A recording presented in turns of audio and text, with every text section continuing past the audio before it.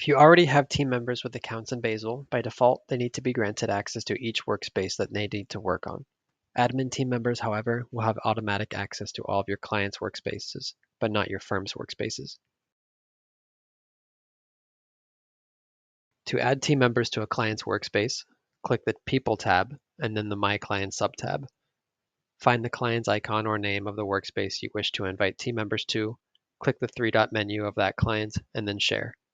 This will take you to the list of users that have access to the client's default workspace.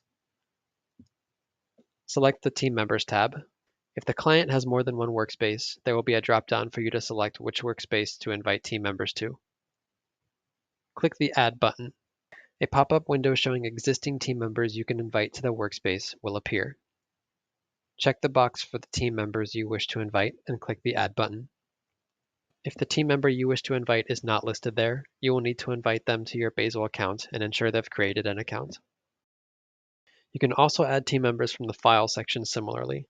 Find the client you wish to add team members to, click the three-dot menu, and Share.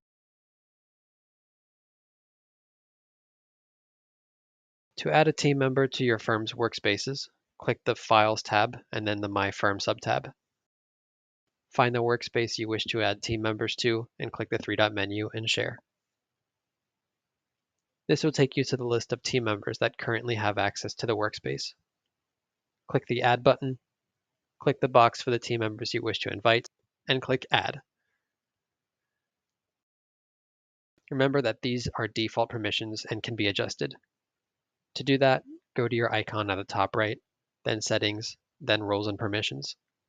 Here you can scroll down to adjust default access to the workspace folders and files.